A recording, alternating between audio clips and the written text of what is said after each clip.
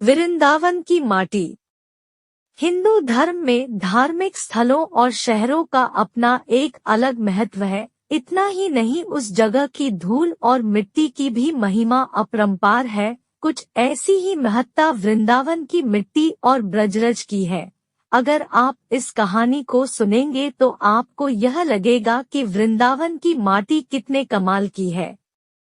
शोभा नाम की औरत जिसकी बहन वृंदावन में रहती थी, एक दिन वह उसको मिलने के लिए वृंदावन गई। शोभा जो कि काफी पैसे वाली औरत थी, लेकिन उसकी बहन कीर्ति जो कि वृंदावन में रहती थी ज्यादा पैसे वाली नहीं थी, लेकिन दिल की वह बहुत अच्छी थी, या यह कह सकते हैं कि दिल की वह बहुत अमीर थी। उसका पति मिट्टी के घड़े बनाने का काम करता था। शोभा काफी सालों बाद अपनी बहन को मिलकर बहुत खुश हुई, लेकिन उसमें थोड़ा सा अपने पैसे को लेकर घमंड भी था। वो कीर्ति के घर हर छोटी बात पर उसकी चीजों के में से नुक्स निकालती रहती थी, लेकिन कीर्ति जो थी उसको कुछ ना कहकर बस यही कह देती जो बिहारी जी की इच्छा। लेकिन शोभा हर बात में उसको नीचा दिखाने की कोशिश करती। कीर्ति ने अपनी तरफ से अपनी बहन की आवभगत में कोई कमी ना छोड़ी। उसने अपनी बहन का पूरा ख्याल रखा। उसने उसको वृंदावन के सारे मंदिर के दर्शन करवाए और उनकी महिमा के बारे में बताया। शोभा यह दर्शन करके खुश तो हुई और उसने महिमा भी सुनी, लेकिन उसका इन चीजों में इतना ध्यान नहीं था। बस दर्शन करके वापस आ गई। उसको वृंदावन में रहते हुए काफी दिन हो गए। एक दिन वह अपनी बहन से बोली कि कीर्ति, अब बहुत दिन हो गए तेरे घर को रहते हुए, अब मुझे अपने घर को जाना चाहिए। तो कीर्ति थोड़ी सी उदास हो गई और बोली, बहन कुछ दिन और रुक जाओ। लेकिन शोभा बोली, नहीं, काफी दिन हो गए मुझे आए हुए। घर में मेरा पति और बच्चे अकेले हैं, उनको सास के सहारे छोड़कर आई हूँ। अब मैं फिर कभी आऊंगी। जब शोभा वापस जाने लगी कि कीर्ति जो कि शोभा की बड़ी बहन थी, तो उसने अपनी छोटी बहन को उपहार स्वरूप मिट्टी का घड़ा दिया। घड़े को देखकर शोभा हैरान सी हो गई और मन में सोचने लगी, क्या कोई उपहार में भी घड़ा देता है। लेकिन कीर्ति के बार बार आग्रह करने पर उसने अनमने से घड़ा ले लिया। जब शोभा जाने लगी तो कीर्ति की आंखों में आंसू थे, लेकिन शोभा उससे नजरें चुराती हुई जल्दी जल्दी वहां से चली गई। सारे रास्ते शोभा यही सोचती रही कि मैं घर जाकर अपनी सास और पति को क्या बताऊंगी कि मेरी बड़ी बहन ने मुझे घड़ा उपहार के रूप में दिया है। तो उसको इस बात से बहुत लज्जा आ रही थी, तो उसने सोचा कि मैं घर में जाकर झूठ बोल दूंगी कि घड़ा मैं खरीद कर लाई हूँ, मुझे तो मेरी बहन ने काफी कुछ दिया है। इसी तरह सोचती सोचती मैं घर पहुंची और उसने घर जाकर घड़ा अपनी रसोई के ऊपर रख दिया। उसको मन में बहुत ही गुस्सा आ रहा था कि मेरी बहन क्या इस लायक भी नहीं थी छोटी बहन को कुछ पैसे उपहार में दे सके, एक घड़ा सा पकड़ा दिया है।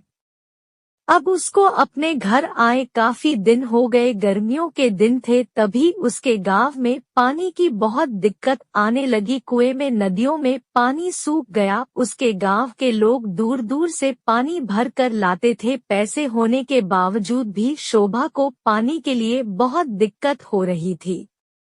एक दिन शोभा बहुत दूर जाकर उनसे पानी भर रही थी। वहां पर और भी औरतें पानी भरने के लिए आई हुई थी, तो जल्दी पानी भरने की होड़ में धक्का मुक्की में शोभा का घड़ा टूट गया। शोभा दूसरी औरतों पर चिल्लाने लगी, यह आपने क्या किया, बड़ी मुश्किल से तो मैंने पानी भरा था, आप लोगों ने धक्का मुक्की करके मेरा घड़ा तोड़ दिया है।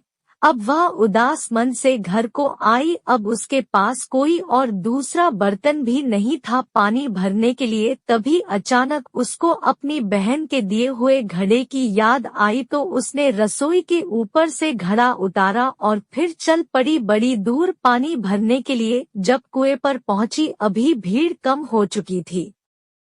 वह घड़े में पानी भरकर घर लाई। तभी उसका पति खेतों से वापस आया। गर्मी अधिक होने के कारण वह गर्मी से बेहाल हो रहा था और आकर कहता, शोभा क्या घर में पानी है?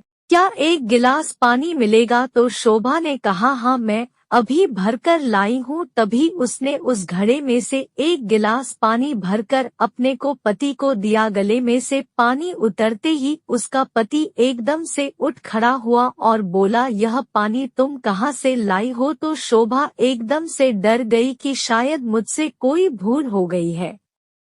तो उसने कहा, क्यों, क्या हुआ? तो उसने कहा, यह पानी नहीं, यह तो अमृत लग रहा है। इतना मीठा पानी तो आज तक मैंने नहीं पिया। यह तो कुएं का पानी लग ही नहीं रहा, यह तो लग रहा है किसी मंदिर का अमृत है। तो शोभा बोली, मैं तो कुएं से ही भरकर लाई हूँ, यह देखो घड़ा भरा हुआ। उसके पति ने कहा, यह घड़ा तुम कहाँ से लाई थी? उसने कहा, जब मैं वृंदावन से वापस आ रही थी तो मेरी बहन ने मुझे दिया था। यह सुनकर उसका पति चुप हो गया। अब शोभा का पति बोला कि मैं थोड़ी देर के लिए बाहर जा रहा हूँ, तब तक तुम भोजन तैयार करो। तो शोभा ने उसे घड़े के जल से दाल चावल बनाए। घड़े के पानी से दाल चावल बनाने से उसकी खुशबू पूरे गांव में फैल गई। गांव के सब लोग सोचने लगे कि आज गांव में कहाँ उत्सव है, जो इतनी अच्छी खाने की खुशबू आ रही है। सब लोग एक एक करके खुशबू को सूंघते हुए शोभा के घर तक आ पहुँचे। साथ में उसका पति भी था। तो उसने आकर पूछा कि आज तुमने खाने में क्या बनाया है? तो उसने कहा कि मैंने तो दाल और चावल बनाए हैं। तो सब लोग हैरान हो गए कि दाल चावल की इतनी अच्छी खुशबू। सब लोग शोभा का मुंह देखने लगे कि आज तो हम भी तेरे घर से दाल चावल खा कर जाएंगे। उसने किसी को मना नहीं किया और थोड़ी थोड़ी दाल चावल सबको दिए। दाल चावल खाकर सब लोग उसको कहने लगे, यह दाल चावल नहीं, ऐसे लग रहा है कि हम लोग अमृत चख रहे हैं। तो शोभा के पति ने कहा कि तुमने आज दाल चावल कैसे बनाए? उसने कहा कि मैंने तो यह घड़े के जल से ही दाल चावल बनाए हैं। शोभा का पति बोला, तेरी बहन ने तो बहुत अच्छा उपहार दिया है। अगले दिन जब शोभा घड़ा भरने के लिए जाने लगी तो उसने देखा घड़ा तो पहले से ही भरा हुआ है। उसका जल वैसे का वैसा है जितना वो कल लाई थी। उसने उसमें से खाना भी बनाया था, जल भी पिया था, लेकिन घड़ा फिर भरा का भरा था। शोभा एकदम से हैरान हो गई, यह कैसे हो गया?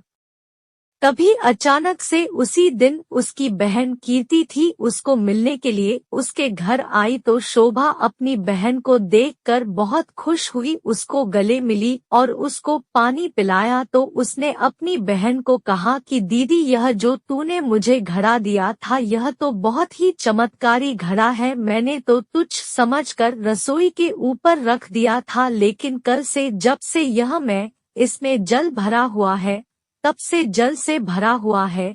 इसका जल इतना मीठा है और इसके जल से मैंने दाल और चावल बनाए जो कि अमृत के समान बने थे। उसकी बहन बोली, अरे ओ मेरी भोली बहन, क्या तू नहीं जानती कि यह घड़ा ब्रज की रज यानी वृंदावन की माटी से बना है, जिस पर साक्षात किशोरी जू और ठाकुर जी नंगे पांव चलते हैं। उसी रज से यह घड़ा बना है। यह घड़ा नहीं, साक्षात किशोरी जी और ठाकुर जी के चरण तुम्हारे घर पड़े हैं। किशोरी जी और ठाकुर जी का ही स्वरूप तुम्हारे घर आया है। यह सुनकर उसकी बहन अपने आप को कोसती हुई और शर्मिंदा होती हुई अपनी बहन के कदमों में गिर पड़ी और बोली, मुझे क्षमा कर दो, जो मैं वृंदावन की रज माटी की महिमा को न जान सकी, जिसकी माटी में इतनी शक्ति है तो उस बाके बिहारी और लाडली जू में कितनी शक्ति होगी, मैं अज्ञानी मूर्ख ना जान सकी। मुझे ब्रज की रज की महिमा और उसकी महत्वता का नहीं पता था, मुझे क्षमा कर दो। तो उसकी बहन उसको उठाकर गले लगाती हुई बोली कि बहन, किशोरी जी और ठाकुर जी बहुत ही करुणा अवतार है। तुम्हारे ऊपर उनकी कृपा थी जो इस घड़े के रूप में, इस रच के रूप में तुम्हारे घर पधारे। शोभा बोली, बहन तुम्हारे ही कारण मैं धन्य हो उठी हूँ, तुम्हारा लाख लाख धन्यवाद। यह कहकर दोनों बहनें आंखों में आंसू भरकर एक दूसरे के गले लगकर रोने लगी। ऐसे ही वीडियो के लिए चैनल को सब्सक्राइब करें और वीडियो को लाइक करें और कमेंट बॉक्स में अपनी राय दें। वीडियो देखने के लिए धन्यवाद।